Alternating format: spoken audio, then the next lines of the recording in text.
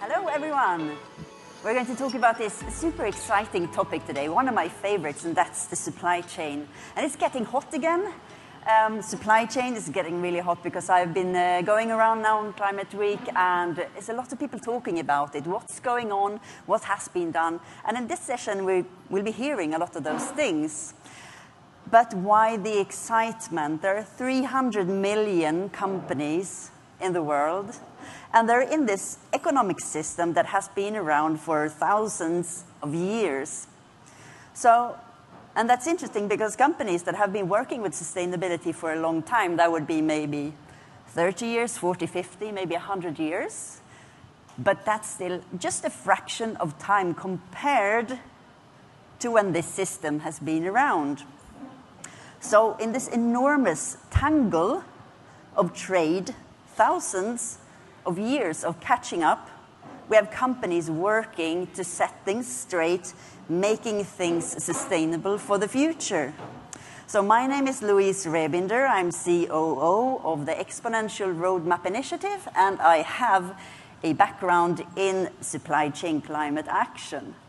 So welcome to our session. It's called Driving Sustainable Supply Chain Action for Business Transformation. It's co-hosted by the Environmental Defense Fund, the Exponential Roadmap Initiative, and the 1.5 supply chain leaders. And as said, in this session, we will hear of examples of how we're working within this system, working with climate action in the supply chain. But before we get into those examples, we have a lovely panel here today.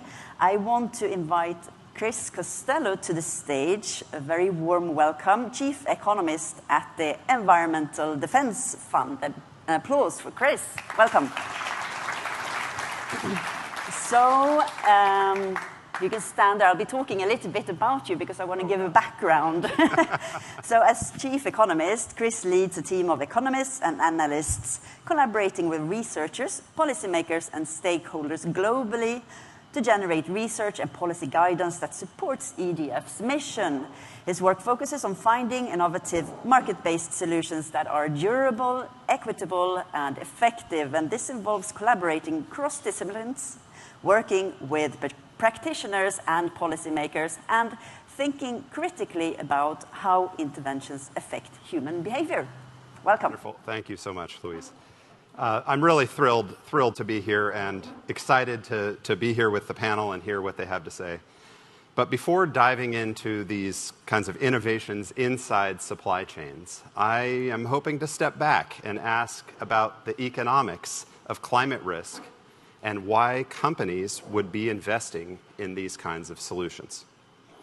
The kinds of actions that the folks that you're about to hear from are taking around climate risk they're truly remarkable to me. As I've learned more about them, they do things like calculate what kind of furnace was used in the Shandong province to melt the iron that rolled the steel, that forged the bolt, that held the kitchen table together. And they measure how things like La Nina-driven drought changes the correlated risk of forest fires disrupting lumber mill operations across North and South America. This sounds hard. It's costly, it's fraught with uncertainty, and it can feel like you're never getting it quite right. So I asked myself, why do it? Why do it in the first place? Half a century ago, before anyone was talking about climate change, the Nobel laureate Milton Friedman was asked about pollution and the social responsibility of firms. Milton Friedman said, there is only one social responsibility of firms, and it is to increase profits. Now, I think that thinking has evolved quite a lot, but still, I asked myself, does corporate action around climate change increase its profits? My answer, maybe surprisingly, is yes. I think managing climate risk is all about profit maximization, and I think there are two reasons for this. First, climate change is happening, supply chain risks are evolving, and uncertainty is growing. So it's just good business to build in climate resilience. If you source cotton from 3 different regions, and they all tend to suffer droughts together, you haven't diversified at all. Just like investors need diversification, you need a climate resilient portfolio. But doing this involves deeply understanding the nature of these climate risks, how they're related across regions and how they're changing, and then optimizing around them. So from an economic standpoint, it just wouldn't make sense to ignore climate shocks in your supply chain. You wouldn't ignore any other kinds of risks, so why would you ignore climate? Well, climate might be different for one reason, and that is climate-induced risks are actually evolving, and our ability to observe them, understand how they're correlated across regions, and even predict them ahead of time is dramatically improving. From things like new satellites, remote sensing, and AI, we're getting a new sense of how to improve resilience of our supply chains. But that's only half the story. Building supply chain resilience to shocks, like heat, flood, and fires, doesn't really solve climate change. It just makes you more resilient. But most of the folks, in fact, all of the folks you hear from in a minute, are also innovating around things like disclosure and Scope 3 measurement, even financially incentivizing carbon reductions in the supply chain. These are actions that actually do help address climate change. But then, hearkening back to Friedman, why should they have to bear this responsibility? After all, if we had effective climate policy, for example, if carbon was priced economy-wide, then they probably wouldn't. Economy-wide carbon pricing would mean that every ton of carbon that's emitted faces a price. This would impose the right kind of penalty throughout the entire supply chain, even for those hidden tons of carbon, largely obviating the need for them to track, measure, and incentivize. But do we live in this magical world where every ton of carbon is perfectly incentivized, where every decision in the mine or the forest or the grid or the factory or the showroom is equally incentivized to reduce carbon? Maybe ask yourself that question. My answer is sort of. It's an interesting answer. There are 80 different carbon pricing markets around the world covering about 28% of global carbon emissions. You've probably heard of the EU and California and China, but maybe less aware of places like Colombia and New Zealand and Korea. So there's a good chance that part of your supply chain actually is already covered by a carbon price, and part of your supply chain is not. And this brings me to my final point, why it makes sense to act on climate change. The landscape of climate policy is fragmented, evolving, and hugely consequential for these companies' bottom line. And managing that policy risk is going to be crucial. Carbon prices, emissions trading systems, tariffs, border adjustments, these all have implications for your supply chain and for your profits. And getting ahead of these policies is going to make them more competitive and better prepared. Measuring and tracking emissions in your supply chain puts you in a position to incentivize reductions as if there was economy-wide pricing. In other words, by imposing a kind of implicit or shadow price on carbon, you're protecting yourself from policy risk at home and policy risk in your supply chain by getting ahead of it. It also, of course, helps insulate you from demand and capital risk from consumers and investors who are increasingly valuing and tracking climate performance. So at the end of the day, climate action in your supply chain isn't just about a duty to do your part, and it isn't about politics either. It's about risk management. And that's what the companies here do best. By tackling climate risk with the same rigor that they've always brought to financial, operational, and strategic risk, they're not only protecting the bottom line, they're helping shape the future of resilient, sustainable commerce. Thank you very much.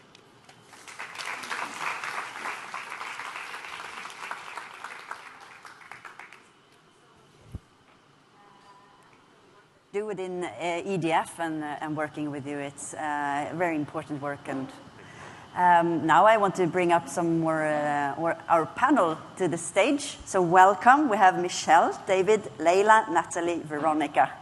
So welcome on up. An applause, yes. How are you? Good to see you. Do we have enough chairs? Yes, we do. Great. Are you sitting comfortably? Yes. So I would like to just open up for everyone to speak a little bit. So, Michelle, who are you? And then we'll go along the line here. Hello, good morning, everyone. My name is Michelle Jolly, and I'm the Director of Sustainability Solutions and Services at Amazon. I'm David Costa. I'm the Chief Sustainability Officer for Entity Data Group. I'm Veronica de la Cerda. I'm the VP of Sustainability for CMPC, which is a forestry, pulp and paper, and tissue company in Latin America. So I'm Nathalie, Chief Sustainability Officer for Danone food business. Good morning, and great to see you. Leyla Ertur, Chief Sustainability Officer in H&M Group. Welcome. And as the audience sees here and online, we have a fantastic panel here. So looking forward to hearing the juicy parts of how you are working with sustainability in the supply chain. So Michelle, we will actually start with you. Amazon is taking some innovative approaches to tackling Scope 3 emissions, for example, through your exchange. Could you please share a little bit about what that is? Yes. So last summer, we launched a website called the Amazon Sustainability Exchange, and that was a place where we're sharing our previously proprietary playbooks, case studies, methodologies, tools, and details about how we've approached our sustainability journey. We did that so that we could share with our suppliers what we figured out. We don't want anyone to have to figure things out that we've already done to speed progress, and so we could collaborate with our suppliers and speed everyone's journey along. It's not just in carbon, but there's also resources on there for waste, water, human rights, and a bunch of other sustainability areas. Since we launched that, we have over 20 other companies contributing to it. We've localized it in 9 languages because we heard from our suppliers and our business units that we needed to provide access globally to those resources. We've added a carbon credit service to share our carbon credit portfolio with our suppliers and our value chain, because we heard that that was also something that they wanted help with, their approach to carbon neutralization. And we continue to grow the resources on there. Just this month, we added a section on insets, so in value chain credits, and we're continuing to grow that. It's been exciting because we're able to hear from them what they're using on it, hearing what more they need, and so providing resources to help them along and speed progress together. That is fantastic, because then you just don't need to start from scratch. So a tip for everyone, look around. There is so much there, and obviously here on this exchange. So how do you see that this is changing the way partners and suppliers can work with you? Yes, it's a way that we can also ask them to contribute once they've figured something out. We see it evolving over time to also add industry and geography-specific materials to it. So we started with a just how to get started on carbon-free energy. And since then, we've added resources for how to do that specific to a country, because that's how it becomes truly practical to get started for companies that may not even have a sustainability team. Many of our suppliers across Amazon's operations and the industries that we work in may not have a sustainability department, or they may not have more than a couple people working on that, and that's intimidating. And so we wanted to make sure that we gave them as many resources as possible to help them along that space. And so it's changed the pace of progress they can make and the ability to get from square 1 to 10 more quickly. And we're excited about that speed of innovation and collaboration that we can make together. Yeah, and you have a lot of suppliers. We have a few. So now going to Nathalie. Hi. Over there.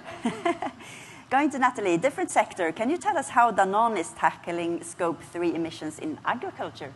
Yes, so we are a food FMCG company. So we are operating in the fresh dairy products, medical nutrition, and bottle. Water bottled. So when we look at our emissions, our own activities directly only accounts for a few % of the total emissions. So we do the maximum for our factories, for our logistics centers, and so on. But even by reducing that by 40%, this will only be a few % of the total footprint of the company. So it's very important to understand, of course, the whole supply chain. And for us, agriculture is certainly the number one, accounting for more than 60% of the global emission we have.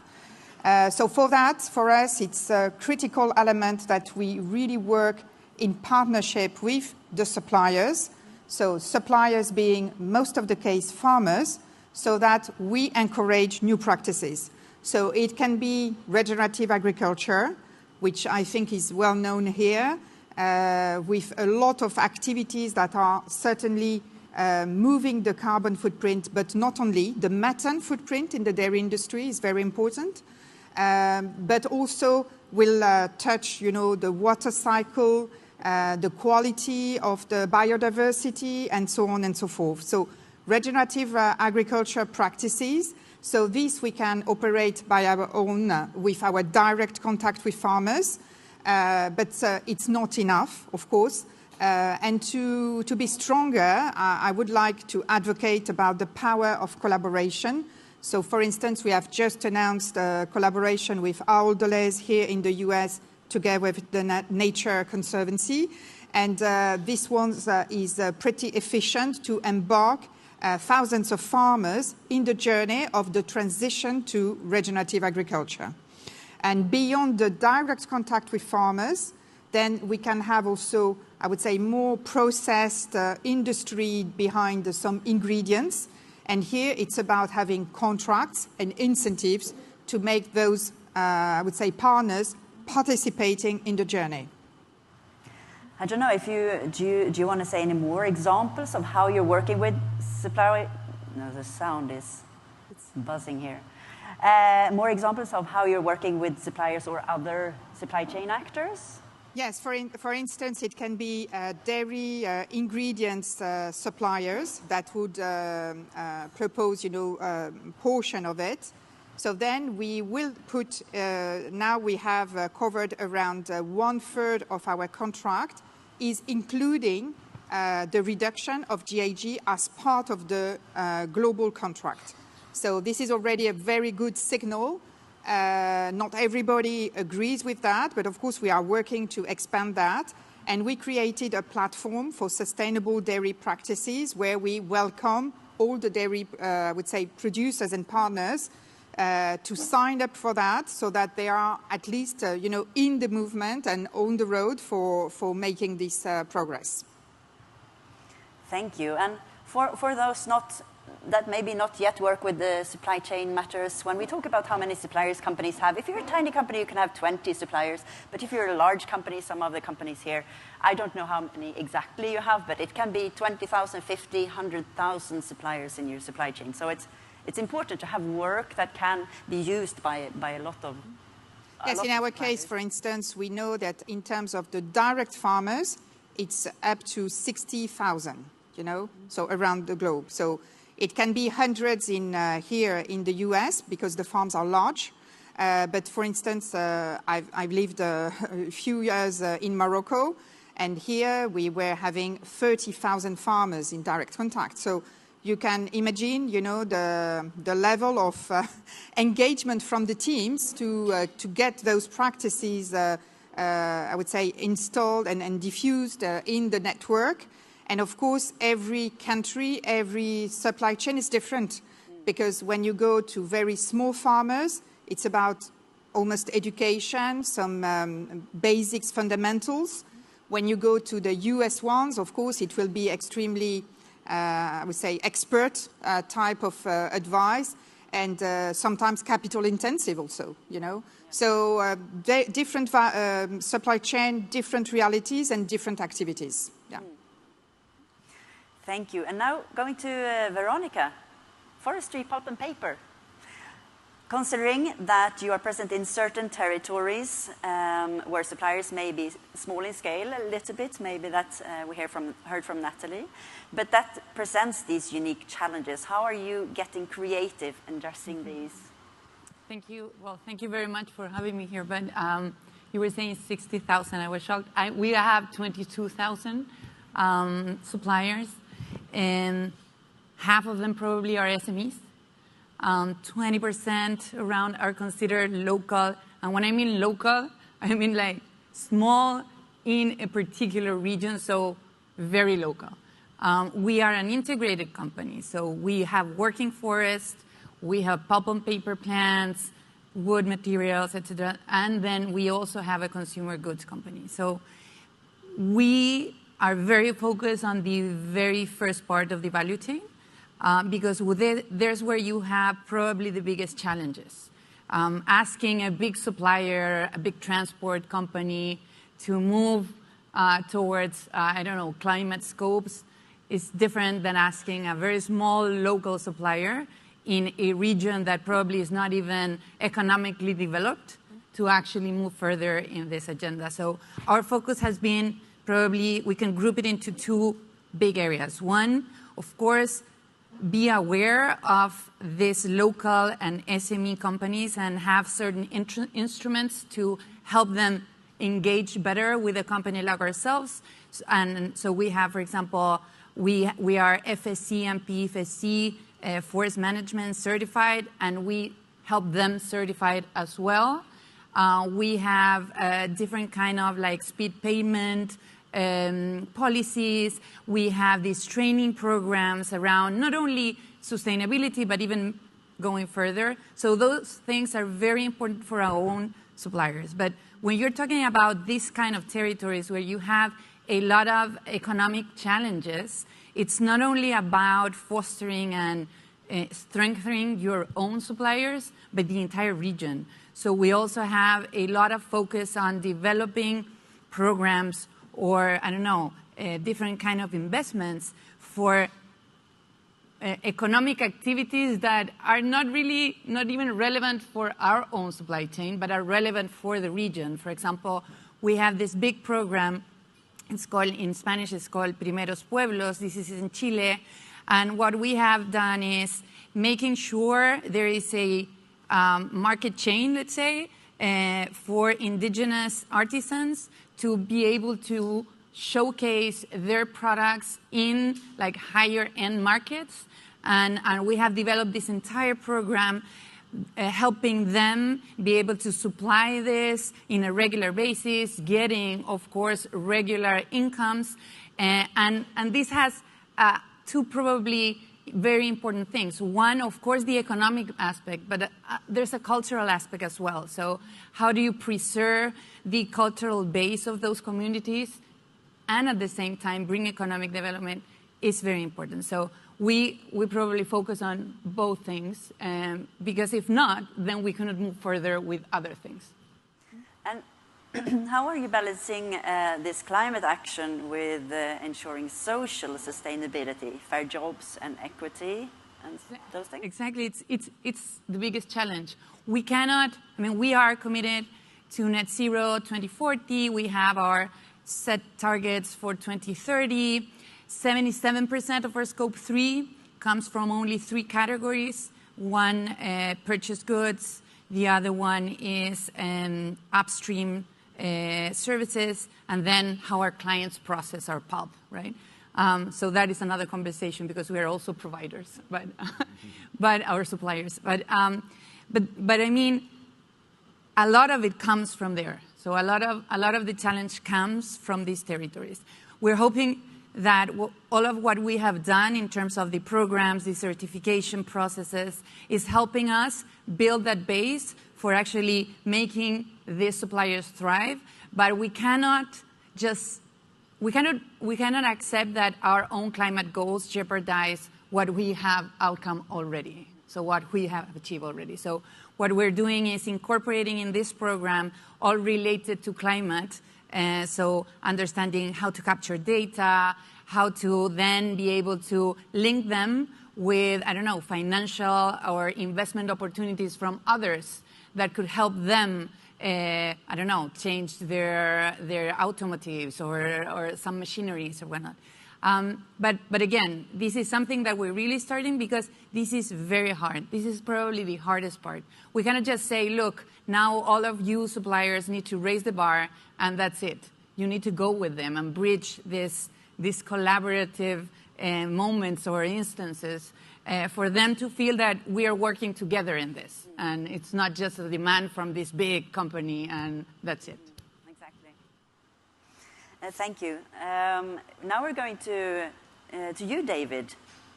NTT Data Group. You said something about being the largest unknown company of the world, or something like that. Probably the audience will agree with me.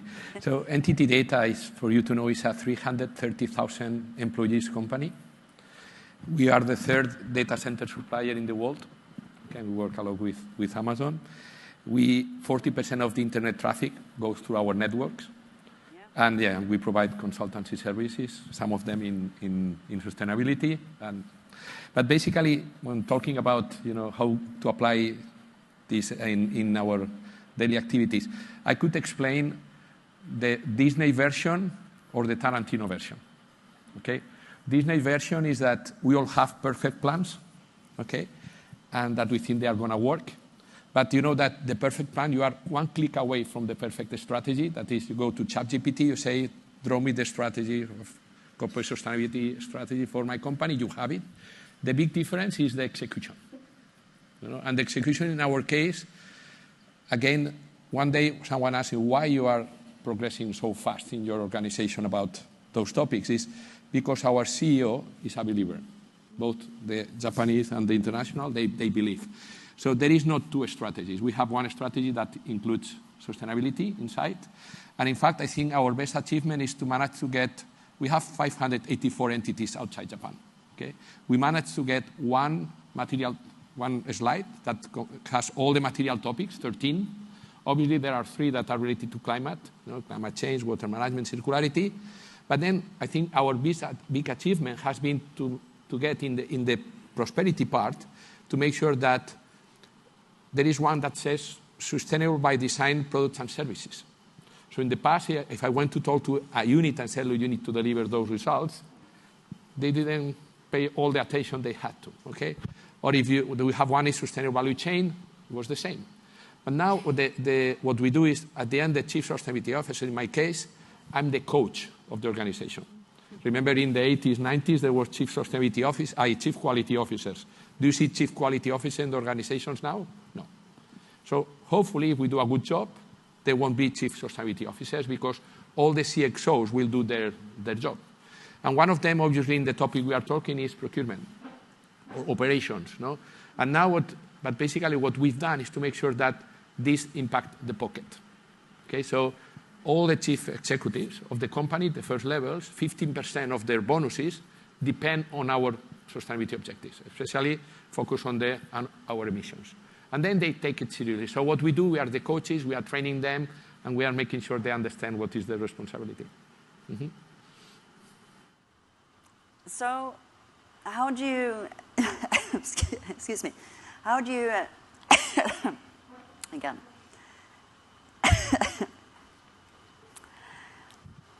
how do you embed, yes, please. How do you embed climate and sustainability into procurement processes without slowing down business operations? Thank you. Thank you. Don't worry, I knew the question, so it's okay. So basically, what we are doing is we partner with the chief procurement officer at global level, and we don't have so many suppliers. 70% of our Scope 3 emissions is 20. So what we are 20 suppliers. So for us, it's not. But again, the Tarantino version is they all have their own strategy. So what we've done is specific plans with each of them that we are defining. The key topic here is the quality of the data that we get. So for that, what we are doing internally is we are developing our own tools. Okay, we have our own carbon calculator that is able to measure life based on activity, our software, our hardware, our cloud, our data centers, and now AI. We can discuss later about AI. No, but what we have is very specific plans for each of them. And then there is something we are working on, is we need to make sure that it impacts the pockets of, obviously our employees, but also our suppliers, because then they will impact their behaviors. They will act as they have to. But as I said, probably as it's not as complex as yours. Mm-hmm. From the numbers point of view, what is complex is to move. One of our suppliers is 34% of our emissions, and they have their own strategy. So we need to partner with them, and this is what what we are doing. But again, the whole organization is involved. And again, we can do that because our top management, they are believers. Okay, our CEO in Japan was 20 years ago, he started the sustainability area. So we are very lucky. So what I say to the team is, today we don't have excuses. We need to take advantage of this situation because if there is changes, this might change. And then I have seen that from last year, people I have met here, that the situation in some companies has changed. And it's not about politics or macroeconomy. It's about the behavior of all the companies. And I will highlight later why I think we should do that. Yeah. Thank you. Thank you, thank you. It's such a lovely panel that they both know the questions and can moderate themselves. Sorry for the coughing there. Now going to Leila, H&M Group. You have also been engaged with your suppliers for quite some time, very long time.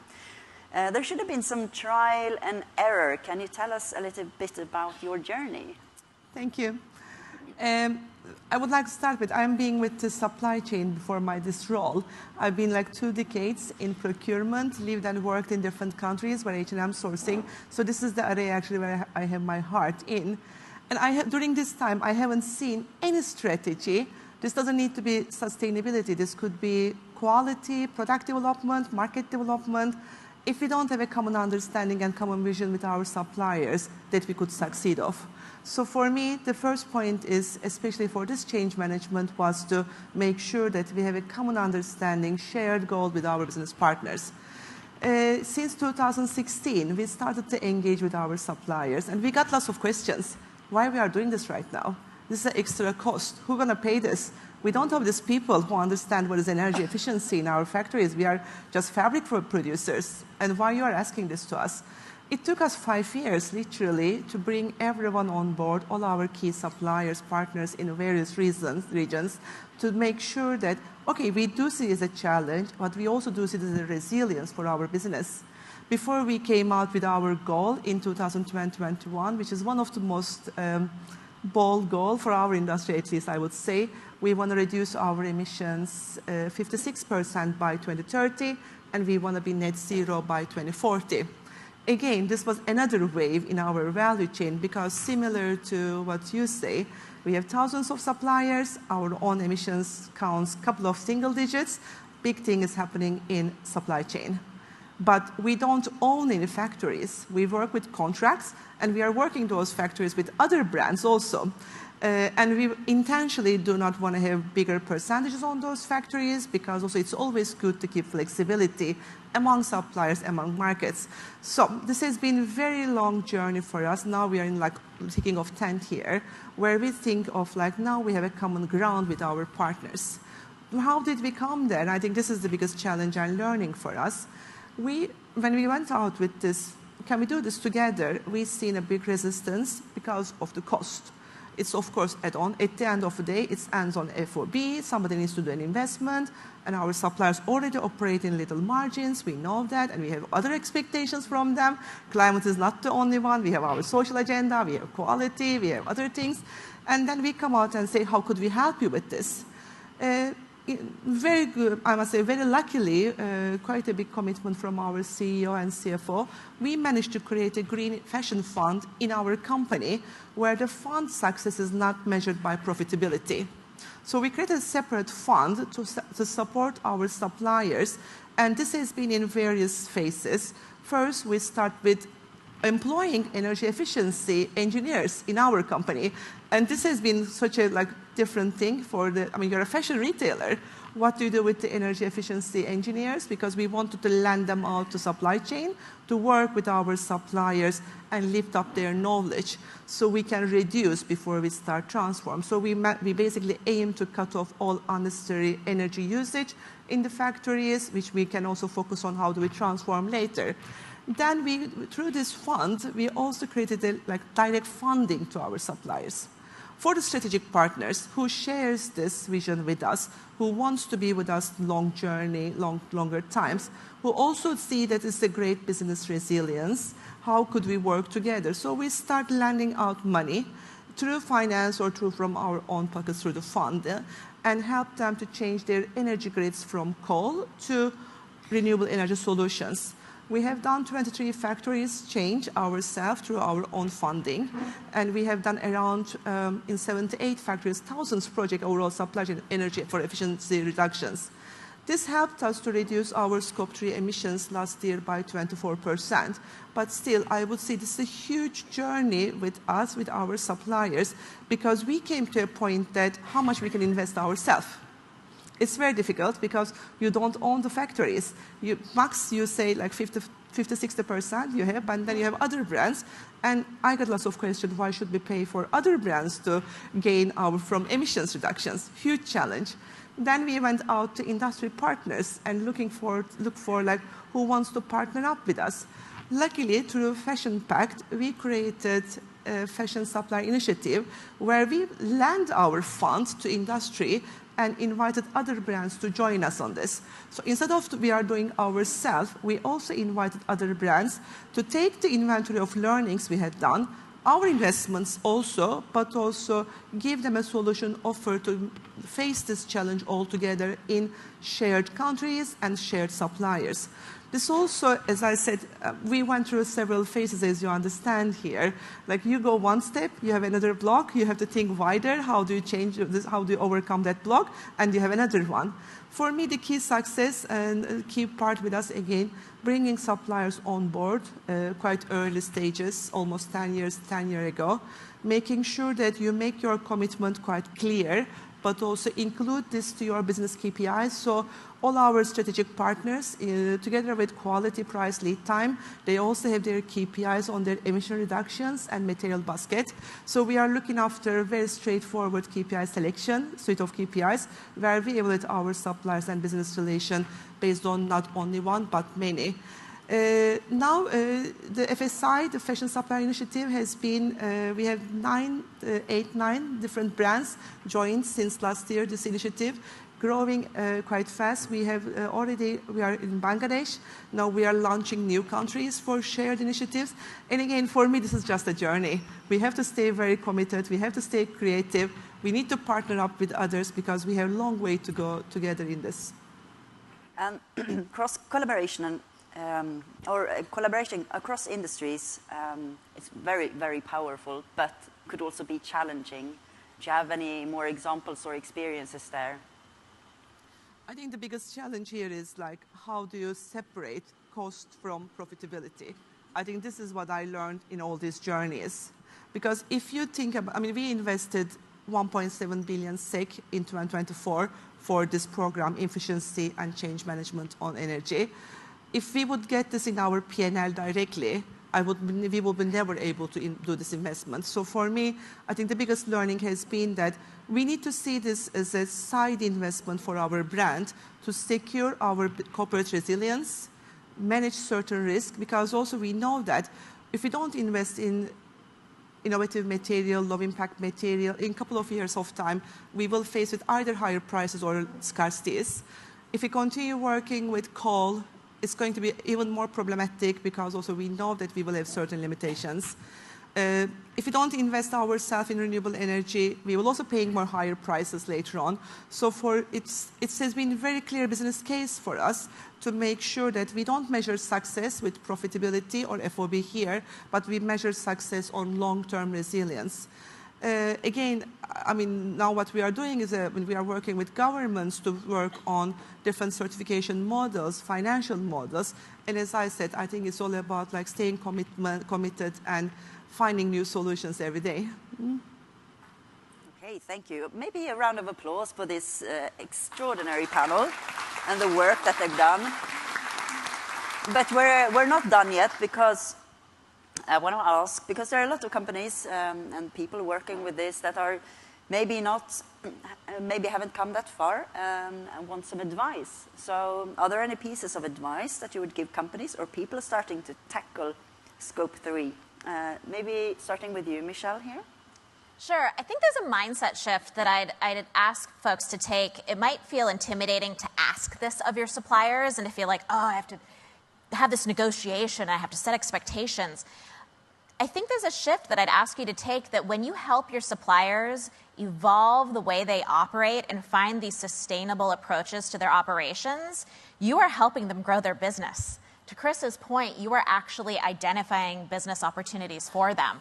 We've seen this in some of the stories that we've told on the exchange around when we've collaborated with a supplier and helped them create a more sustainable office chair or approach to a building material, and then we sell that. We've seen them then be able to offer that to the other companies that they sell to, and it's helped them grow their business. So that mindset shift, I think, is an important approach to your suppliers.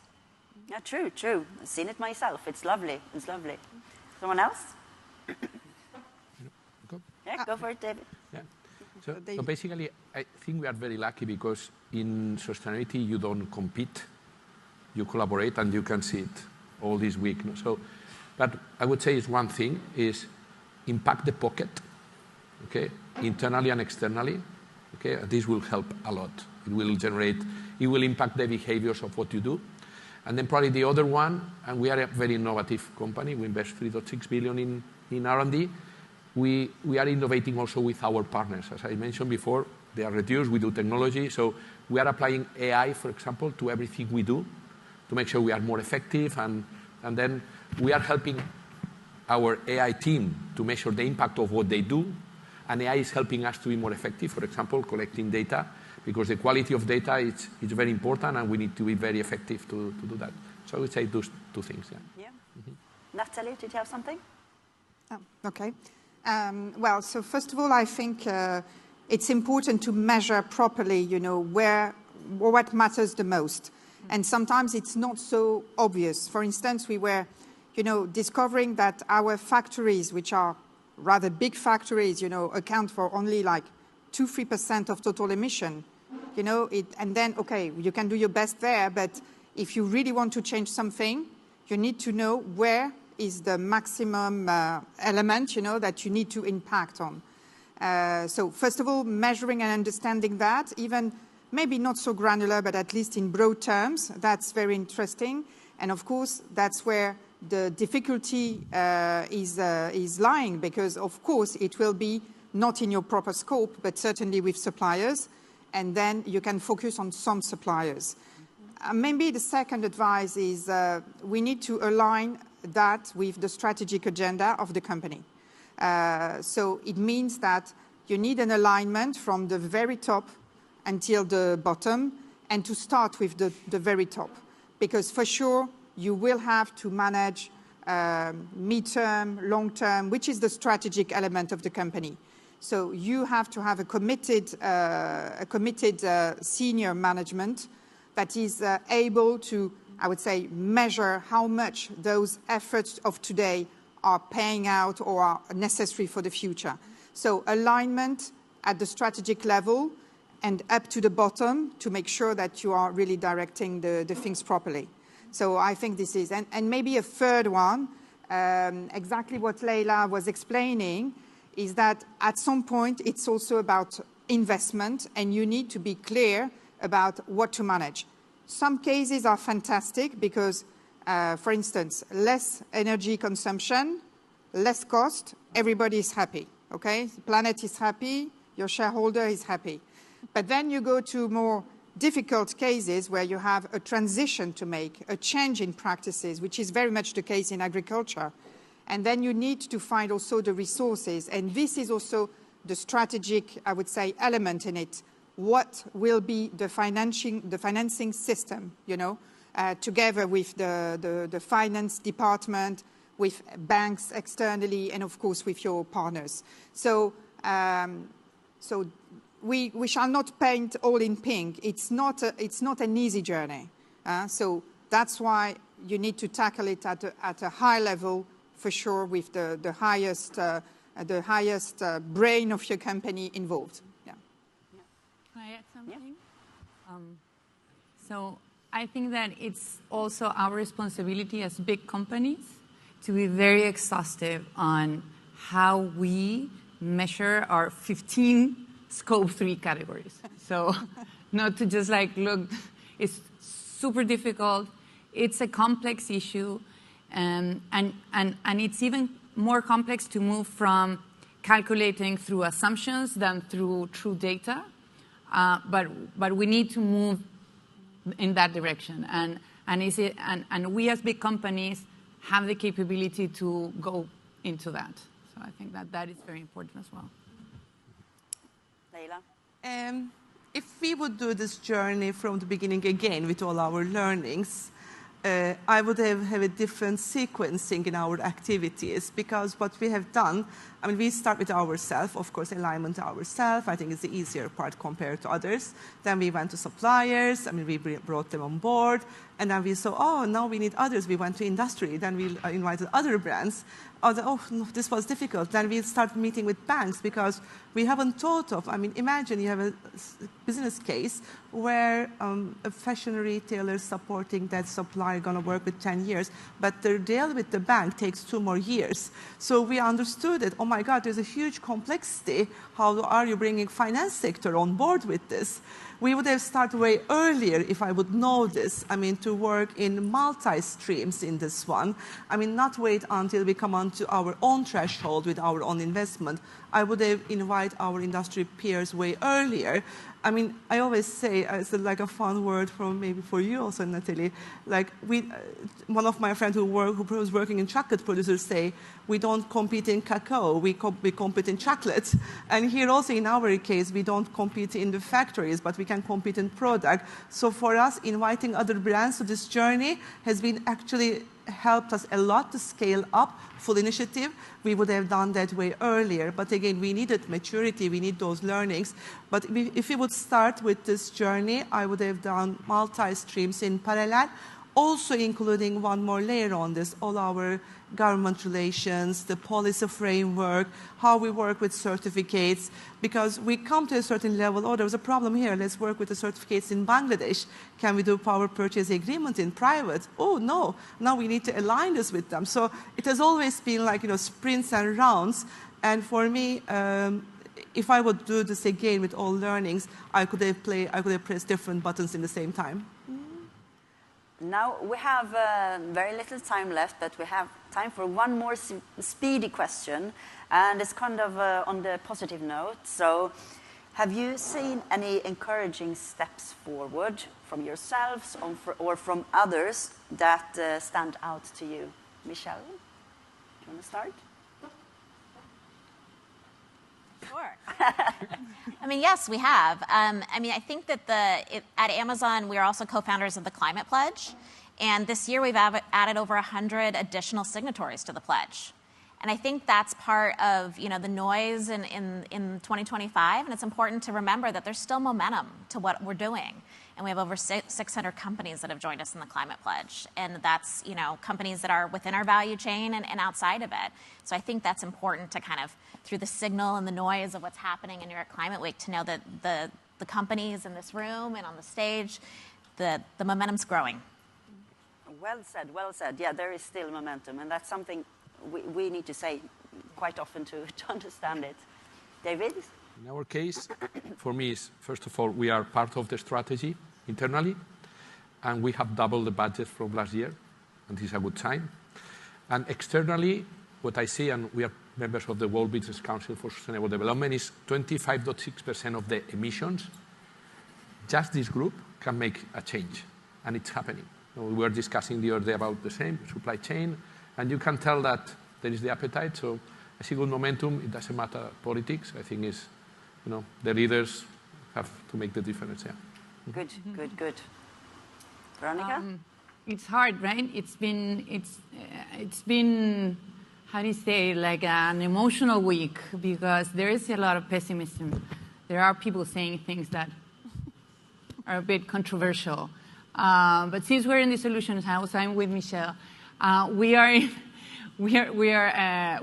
aligned with science-based targets, and what we've learned is that in the last year they just more than doubled the amount of companies with short-term targets.